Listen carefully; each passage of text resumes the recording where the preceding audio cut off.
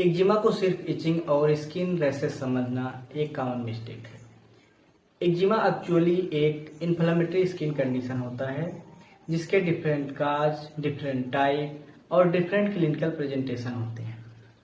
आज हम एक्जिमा को स्टूडेंट पॉइंट ऑफ व्यू से समझेंगे, उसके काज, उसके टाइप, उसके सिम्टम्स और होम्योपैथिक केस टेकिंग के इम्पोर्टेंट पॉइंट ऑफ व्यू से। हे होम्यो, स्वागत है आपका स्किन होम्योपैथ डॉक्टर मनीष बिंद के यूट्यूब चैनल पे। अगर आपको इस टॉपिक के नोट्स चाहिए तो आप कमेंट कर दीजिए। अगर आपको स्किन डिजीज के बारे में और जानकारी चाहिए तो आप मेरे चैनल को सब्सक्राइब कर सकते हैं।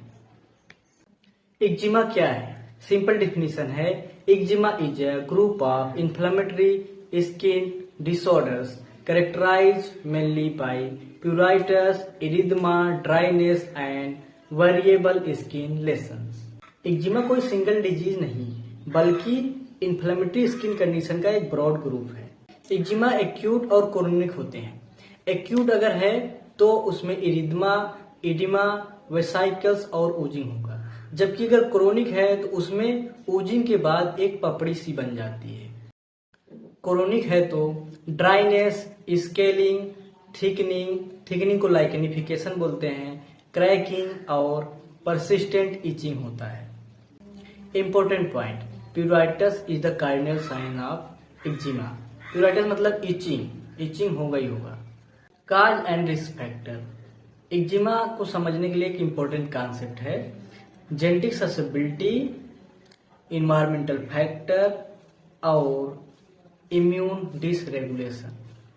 जेनेटिक्स में एटोपिक टेंडेंसी हो सकती है, जेनेटिक फैक्टर्स हो सकते हैं और स्किन बैरियर एबनॉर्मलिटी हो सकती है, जबकि इन्वायरमेंट में सोप हो सकता है, डिटर्जेंट हो सकता है या कोई केमिकल हो सकता है या कोई कॉस्मेटिक हो सकता है या डस्ट एलर्जेंट्स हो सकते हैं। हम एटोपिक डर्मेटाइटिस को समझते हैं। ये एक्जिमा का ही एक इम्पोर्टेंट टाइप है। इसमें genetic predisposition, impaired skin barrier और डिसरेगुलेशन ऑफ इम्यून सिस्टम का तीनों का एक रोल होता है, जिसकी वजह से ये एक्जिमा होता है। अब हम बात करेंगे टाइप्स ऑफ एक्जिमा का, जिसमें पहला टाइप है एटोपिक डर्मेटाइटिस। अभी हमने बात की लेकिन हम फिर से बात कर ले रहे हैं। ये स्टार्ट हो जाता है चाइल्डहुड से ही स्टार्ट हो सकता है। इचिंग इसमें प्रोमिनेंट होता है। जो सेकेंड टाइप है वो कंटैक्ट डर्मेटाइटिस है। ये स्टार्ट हो जाता है इरिटेंट या एलर्जेंट के कंटैक्ट की वजह से, जैसे कि डिटर्जेंट हो गया, कॉस्मेटिक हो गए, निकिल हो गया या थर्ड आता है सीबोरिक डर्मेटाइटिस। ये स्काल्प पे, फेस पे डैंड्रफ लाइक स्केलिंग हो सकता है इसमें। अब फोर्थ है न्यूमुलर एक्जिमा, जो क्वाइन शेप के लेशंस होते हैं इसमें। ये यूजुअली लिम्स और ट्रंक में होते हैं। फिफ्थ है डिसहाइड्रोटिक एक्जिमा। ये पाल्म सोल में होते हैं। स्मॉल डीप सीटेड वेसाइकल्स निकले रहते हैं। इचिंग और बर्निंग सेंसेशन होता है इसमें। लास्ट टाइप है हैंड एक्जिमा। हैंड्स पर ड्राइनेस, स्केलिंग और फिशरिंग हो जाती है। ये ऑक्यूपेशनल एक्सपोजर की वजह से हो सकता है। आदमी कौन सी जगह पे काम करता है, कैसे काम, मतलब क्या काम करता है उसमें। अब सबसे इम्पोर्टेंट बात होम्योपैथ के लिए, एक्जिमा को क्लिनिकली कैसे आइडेंटिफाई करें। यहाँ पे मैं आपको 5 थिंग्स दूंगा जिसको आपको मतलब खोजना होगा एक्जिमा के केस में, तब आप उसको आइडेंटिफाई कर लेंगे कि ये एक्जिमा है या कुछ और है। ओके। नंबर 1 इचिंग सबसे इम्पोर्टेंट सिम्टम है। Number 2 morphology. मॉर्फोलॉजी में रेडनेस, पैप्यूल्स होते हैं, वेसाइकल्स होंगे, स्केलिंग होगी, क्रशिंग होगा और फिशर्स होंगे।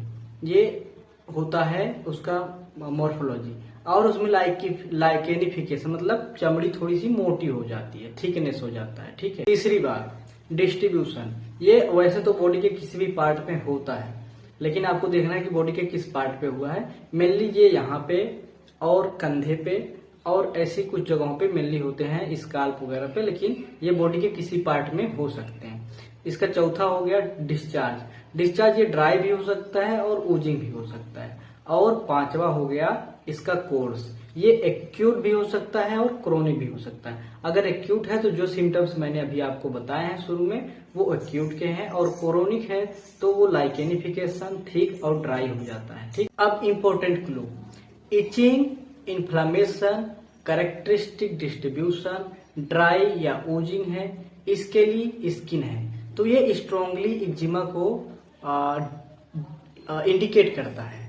लेकिन इसका ये मतलब नहीं कि हम केवल अपीयरेंस के बेसिस पे फाइनल डायग्नोसिस बना लें, इसके लिए हमें कुछ चेकअप्स भी कराने पड़ेंगे। अब हम बात करते हैं डिफरेंशियल डायग्नोसिस को।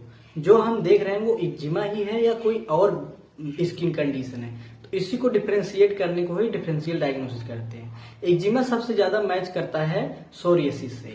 तो जो एक्जिमा होता है उसमें जो है इचिंग बहुत प्रोमिनेंट होता है, लेकिन जो सोरियासिस होता है उसमें इचिंग उतना प्रोमिनेंट नहीं होता है, पर उसमें स्केलिंग बहुत प्रोमिनेंट होता है।